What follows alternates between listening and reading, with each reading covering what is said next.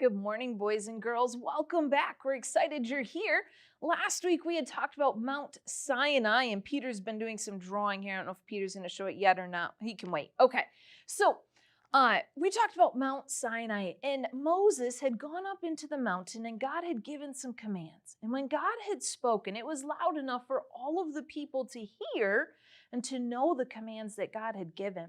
Let's pause a second, boys and girls. Do you remember any of those 10 commandments? A hint, the first 4 had to do with God. The other 6 have to do with our relationship with people. How was your relationship with people this last week, boys and girls? Did you honor your mom and dad? How'd you do about being lying or stealing? How'd you do about not coveting, wanting things that aren't yours? Well, boys and girls, we talked about the first 4 being our relationship with God. Boys and girls, our relationship with God is extremely important. We aren't supposed to take God's name in vain. We aren't supposed to have any other idols. You boys and girls probably don't have an idol in your bedroom, something you set up, but maybe you put sports above God. Maybe you put reading above God. Maybe you put food above God. That's a good point, Peter. I would say that's probably a huge possibility. Well, boys and girls, the children of Israel, they're going to struggle with that. They're going to struggle with putting things before God. So Moses goes up. He is back up in the mountain. He is spending time with God. He is communing with God. And the people start to get worried. They're like, all right, a week's gone by. Moses will be back. I mean, it's just a week, right? 2 weeks went by. Have you seen Moses? No, I didn't see Moses. 3 weeks go by. Still no Moses. And they're starting to get worried, boys and girls. A month goes by. Still no Moses. 40 days go by and they have not seen Moses. And the people start to do what the children of Israel like to do. Call him. Yeah, they didn't have cell phones back then. It wouldn't have worked to call him. They couldn't do any of that. They didn't even have telegraph back then.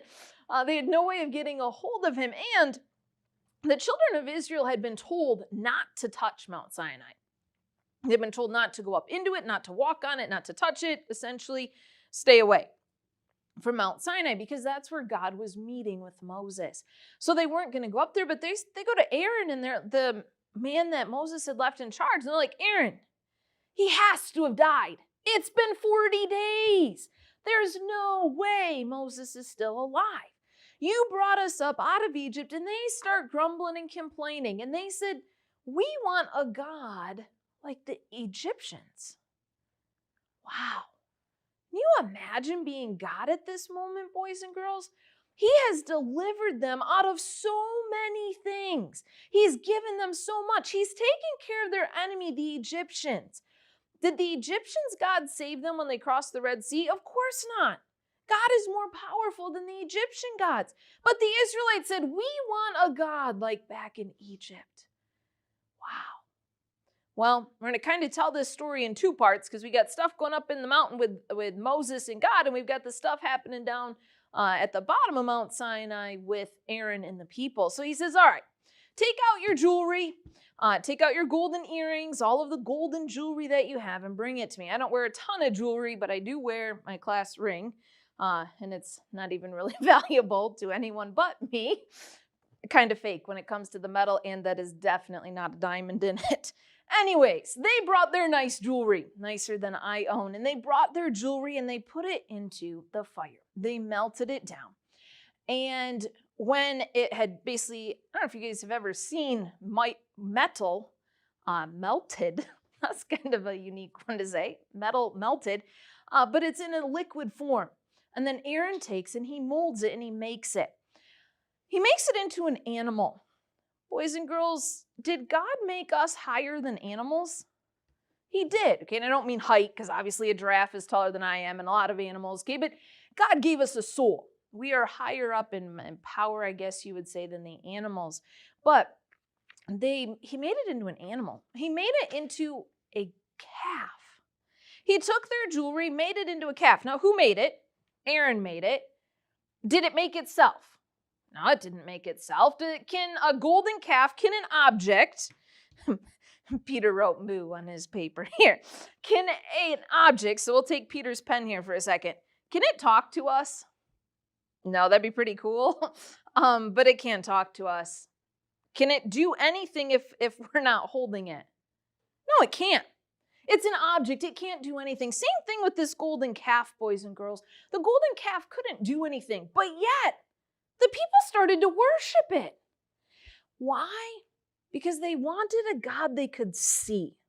They could see the calf. They said, we can't see this God that we worship. We can't see him. Now, they had heard him, but they can't see him. They said, we want something we can see. So they started to worship this calf, and they essentially start throwing a giant party for this calf because they have a God that they can worship. To us, boys and girls, even when I was studying this, it sounds so crazy. These people had heard God talk. These people had walked across the Red Sea. These people had been provided food and water, but boys and girls, we're no better than these people. We may not make a golden calf, but we do complain, and we do put things above God, even if we don't realize it. There are things that we put ahead of God. Well, Moses, he's up in the mountain, and God starts to get angry. Now, there's a righteous anger. God did not sin.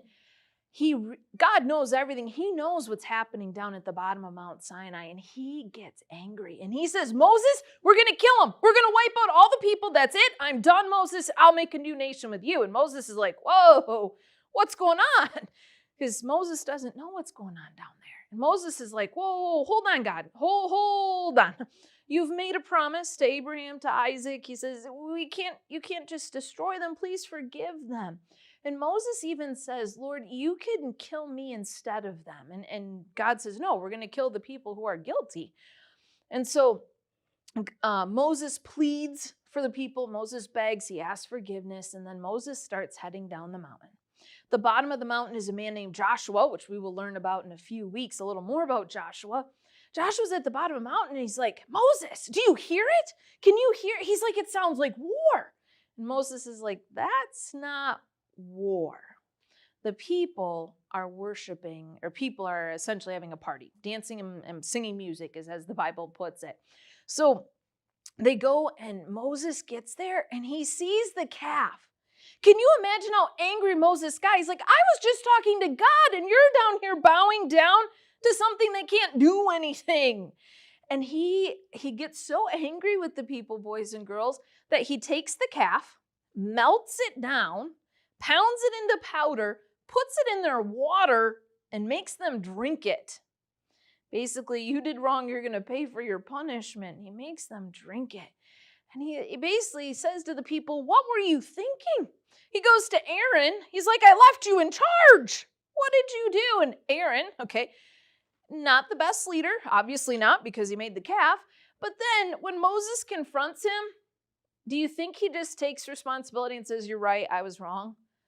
No, he's kind of like Adam and Eve. Kind of like, Adam and Eve. And he's blaming someone else. He said, well, the people brought me their jewelry, and I just threw it in the fire, and out came a calf.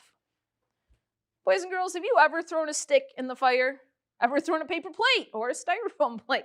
And you watch it shrivel up. Boys and girls, does it come out making something new and nice? Of course not. But Aaron didn't want to take responsibility for what he had done. So Moses confronts him. Obviously, Moses knows that the calf didn't just jump out, that Aaron had made it. And Moses again returns to the mountain. He talks to God. He again asks for forgiveness for the people. He again asks that God would forgive them, give them another chance. And you know, boys and girls, God does give them another chance. He doesn't say, nope, I'm done, forget it, I've had enough. Sometimes we feel like that. Somebody hurts us, somebody does something, we're like, I'm done, I'm not doing it again. I'm not going to be nice again. But you know what? God forgives. Even though God has the knowledge to know these people are going to keep messing up, he still forgives. Boys and girls, I hope this week that when somebody does something wrong to you, that you'll still be willing to forgive. And boys and girls, when you do something wrong, I hope that you'll be willing to ask God for his forgiveness. And we do that when we sin, boys and girls, but remember, we also do that in salvation.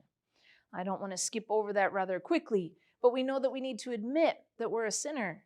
We need to believe that Jesus died on the cross and confess our sins, boys and girls. If you've never done that, maybe this is the week to do that.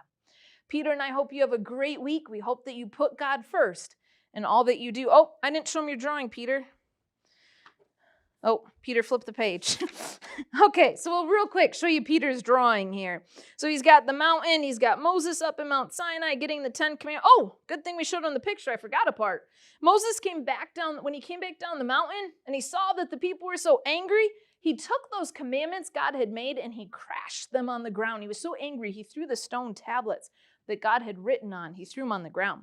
And there's the people with the fire that they had thrown the calf into. Great job, Peter. Peter used his new pen. All right, have a good week, boys and girls.